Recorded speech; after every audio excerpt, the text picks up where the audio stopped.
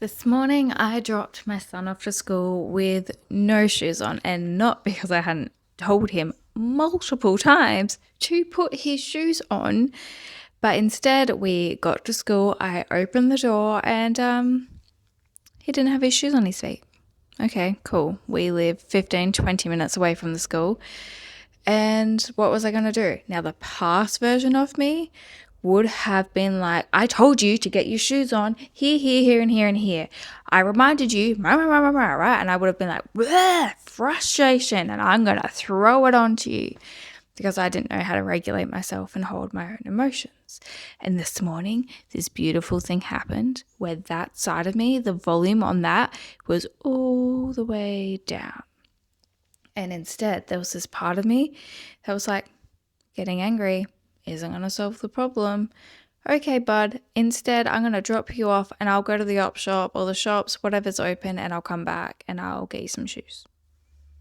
That was it. The lead up to this moment wasn't overly peaceful either. We woke up at 8 a.m. because my alarm didn't go off and we need to leave at 8:20. So as soon as I woke up, looked at the time, it was like instant panic of, oh my gosh, we're going to be late. So we'd already been rushing. We'd already been like on the back foot. So normally this would have been like the straw that broke the camel's back kind of thing. Like I had already regulated through so many other things and kept it together. But instead it was like my capacity had grown and expanded. And suddenly I was like, okay, I've got another way of solving this instead of spiraling. And I'm so proud of this bit, right? Which is why I'm sharing it. The really interesting part is I did still feel frustrated. I did still feel angry. I still had all of those emotions that come with moments like this. And it wasn't that we even had a perfect morning routine. You should see our mornings. We're working on them and I'll talk about those things later. But we don't have it all together. I am not an all together person. I am the artsy person that has paint everywhere and we're cooking and baking at the same time, and time blindness is a real thing. So it's not like I'm one of those magical fairy mums that manages to have it all together. I'm not that person, and I also didn't grow up in a regulated house either. So I haven't been like gifted any of these organization self-regulation tools. These are things that I have had to learn because I was like, this storyline's ending with me. So when I had those moments, like when I looked at my phone, I was like, oh my gosh, we're going to be late. Instant anxiety, instant chaos, instant frustration. But instead of allowing that to be my growing factor, that then I like run off this cortisol level while we were getting ready for the morning, I managed to be like, okay, it is what it is. Come back. Here's the game plan. Right. And I was able to reroute quickly. And I think that's really the change that I've noticed within myself. It's not the absence of having these big feelings of anxiety or frustration or anger, but more so that I acknowledge it, let it pass for the moment, and keep going. And I know what it feels like now to be calm. So I'm able to tap into it more easily. Whereas before I started doing these practices of coming back to myself, I didn't remember what calm felt like because I wasn't tapping into it often enough. Evidence that you're growing and changing doesn't tend to come from when you're journaling or EFT tapping or having a calm yogic moment on the ground or whatever it may be. But it's in those moments where you're presented with a situation or a scenario like the left shoes, right? Like there's no shoes. It's a problem. You're already running behind. You've got like 2 minutes before the bell goes. You've had to park down the end of a muddy hill. You got up late. You've already been rushing. Well, bam, here's another problem to solve. How are you going to solve it, right? And then instead of being like too much chaos, overload, hitting the fan, hitting the light, right? And exploding.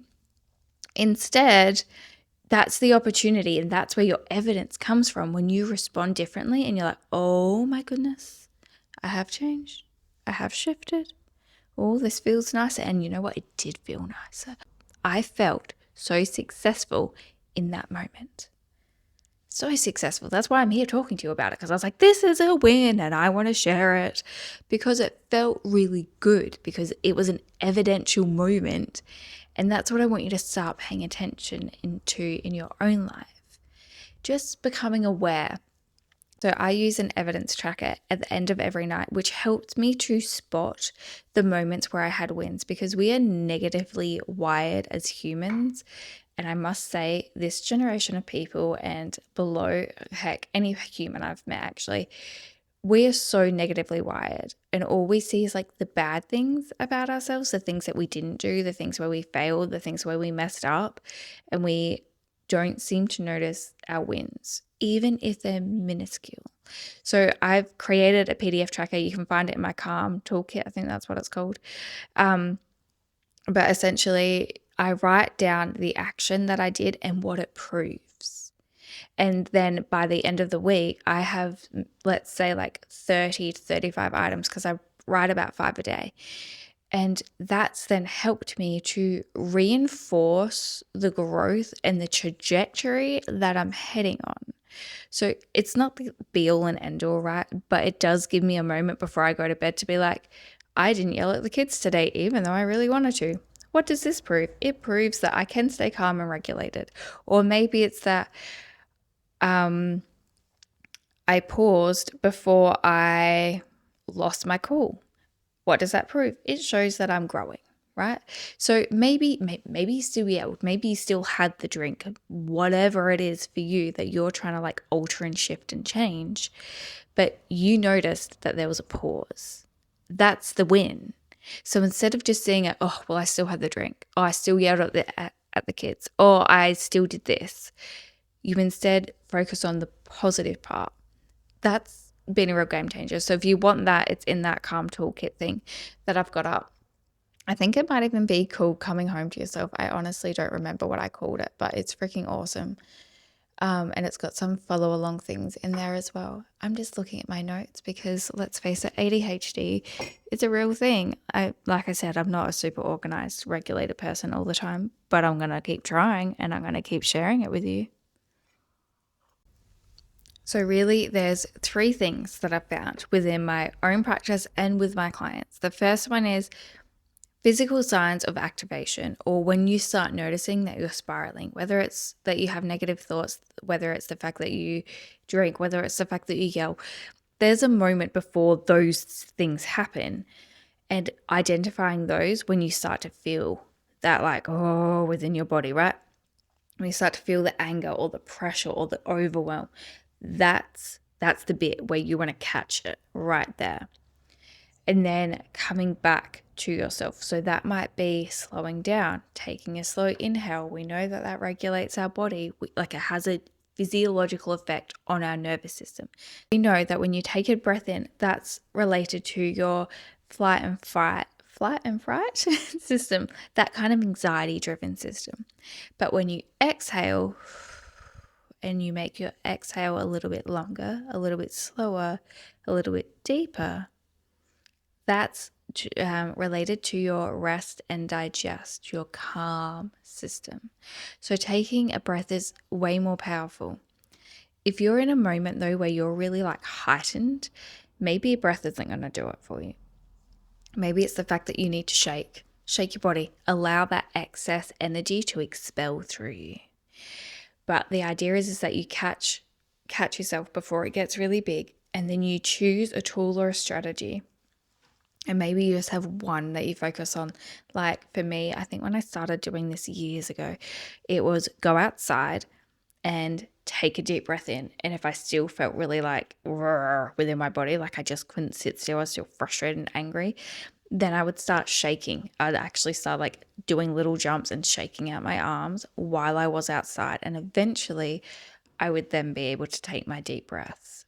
So it took me maybe, 2-3 minutes, but then I was re-regulated, but suddenly I wasn't doing that thing anymore. So I changed the trajectory and the path that I was heading on. And then you get to make the choice after that. So there's 3 steps. 1, identify the physical signs of an activation, or when you start having the thought patterns that's going to lead you down the rabbit hole. That's what you want to catch first. The next one is choose an activity to expel the energy and then get yourself back into a regulated state, which is really where you're able to take those slow, deep breaths. But maybe you need to do something physical first, like jumping or shaking or pushing against a wall even, or hitting a pillow against a bed, whatever. And then your third one is take a new action, like what needs to happen now. Try that out and see if that helps. Regulation isn't about swallowing your anger. It's not about pushing away the frustration. It's about being able to move it through your system in a healthier way so that you can get back to a state of calm. I really feel that calmness is your really peaceful inner state when you're connected and whole. And sometimes we leave our body in moments of external things going on, and we need to find the gateway to come back to ourselves. And we're all going to have a different tool system. So every time that I'm on this podcast, I'll talk about some different tool that you can use. And if you've got a tool that's worked for you or that you're interested in trying, drop it in the comment box. A, that boosts the video for other people to help. And B, then there's a huge list of other activities for people to do. If you're like, hey, I really found that this worked. I loved it. I did it for 2-3 months and now I feel better. Whatever your story may be, that gives somebody else proof as well that, oh, that might work for me too. And that's what we want. We want more evidence, more proof that things are going to work. So right now, I want you to get your hands and we're going to start up a little bit higher, taking a deep breath in through your nose, almost like you're pulling yourself back, you're pulling your soul back into your body. And we're just going to do a 30-60 second activity to see how you feel. So I want you to think of a moment where you were maybe anxious or frustrated, something that was relatively recent, right? And if you're a parent, you probably have lots of them. Think of that moment. Maybe it's when you were trying to cook dinner last night or breakfast this morning and someone was screaming and having a meltdown about something.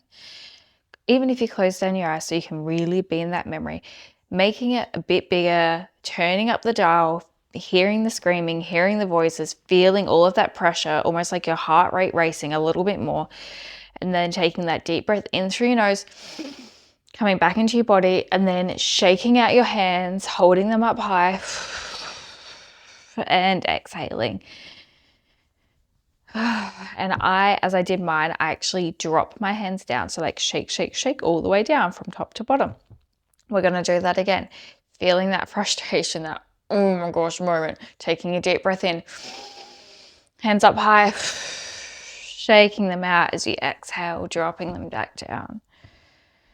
You might even notice that you feel a little bit more different in your body already. And then doing that one more time. So breathing in.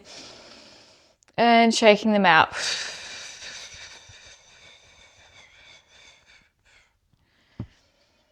And then, this might be a bit hard with my mic, but we're going to do butterfly taps. So crossing your arms over, it doesn't matter which way you switch. And you're tapping on either side of your shoulders. And keeping your eyes closed down, feeling your breath as it enters through your nose. Pausing at the top. And then as you exhale, feeling your shoulders and your body sink down and relax a little bit more. Doing that again, breathing all the way in, pausing at the top, and then exhaling, sinking down. That's it. Even further, just letting go a little bit more. And one last time, breathing all the way in, pulling yourself all the way back into your body. And then exhaling, letting go, sinking down, feeling a little bit calmer, a little bit more relaxed. And then dropping your arms and just noticing how you feel within your body. Whether you feel a bit calmer. If you could notice the shift in expelling the energy with the shaking, and perhaps the calmness or the soothing sensation that you've got with you now. Just noticing on a scale of 0 to 10, 0 being totally dysregulated and unhappy, and 10 being really calm and peaceful, where you feel like you sit on that scale. And then when you're ready, opening your eyes. Maybe taking a deep breath in, opening up your arms. Maybe rolling your wrists a little bit, get some movement back in there. And I hope that you enjoy the rest of your day. Just remember that regulation doesn't mean being calm all of the time. It simply means that you have some tools and some strategies to help you get back to a more neutralized state. But it's not feeling anything from the external world. It's just having better tools to be able to move through the chaos of your daily life. If you found this helpful, please give me a like or subscribe, even share it with a friend, because every little bit helps this mama bear to push out the word even further.